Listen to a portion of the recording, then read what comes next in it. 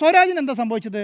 1% വോട്ടെങ്കിലും പിന്നെന്താണ് ഷൗക്കത്തിലേക്കും അൻവറിലേക്കും പോകാൻ CPM-ൻ്റെ ഭാഗത്തുനിന്ന് വരേണ്ടതുണ്ടായിരുന്നെങ്കിൽ സ്വരാജിനെ ഇറക്കിയതോടുകൂടിയിട്ട് കേഡർ വോട്ട് അനങ്ങാതായി.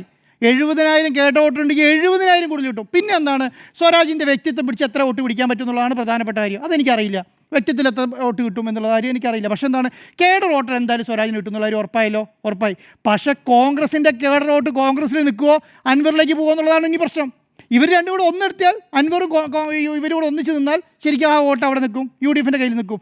ഈ കോൺഗ്രസിൻ്റെ വോട്ട് അൻവറിൻ്റെ അടുത്തേക്ക് പോകുമോ, ഈ പറഞ്ഞ മുസ്ലിം വോട്ട് അൻവറിലേക്ക് പോകുമോ, ലീഗിൻ്റെ അണികളുടെ വോട്ട് അൻവറിൻ്റെ അടുത്തേക്ക് പോകുമോ എന്നുള്ള കാര്യമാണ് പ്രധാനപ്പെട്ട കാര്യം. ഇത്രയും സംസാരിച്ചിട്ടും PV അൻവറിന് CPM-ൽ നിന്ന് വോട്ടില്ല. 9 വർഷം MLA ആയിരുന്ന ഒരു നേതാവിന് CPM-ൻ്റെ വോട്ട് എത്ര ഗ്രാസ് റൂട്ടിൽ ഇറങ്ങി ചെല്ലാൻ പറ്റുന്നുള്ളത് വോട്ട് എണ്ണി കഴിഞ്ഞാൽ മാത്രമേ അറിയാൻ പറ്റുള്ളൂ. പക്ഷേ ഒരു കാര്യം എനിക്ക് ഉറപ്പാണ്, ഒരു കാര്യം എന്താണെന്നറിയോ, ക്രിസ്ത്യൻ വോട്ട് വരുന്നത് മുഴുവൻ ഒരു 85% വോട്ട് വരുന്നത് ആർക്കാണ്?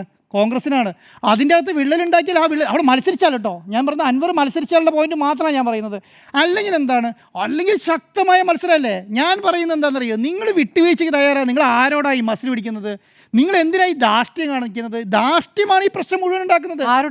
VD സതീശൻ ധാർഷ്ട്യം ഫസ്റ്റ്. ഇപ്പോൾ രാഹുൽ മാങ്കൂട്ടത്തിൽ ഈ വെല്ലുവിളിക്കുന്നത്, അവർക്ക് CPM-ന് സ്ഥാനാർത്ഥി ഉണ്ടല്ലോ, അവർ പ്രഖ്യാപിക്കില്ലായിരുന്നോ? എന്തിനാ അങ്ങോട്ട് പോയി വെല്ലുവിളിക്കാൻ നിന്നത്?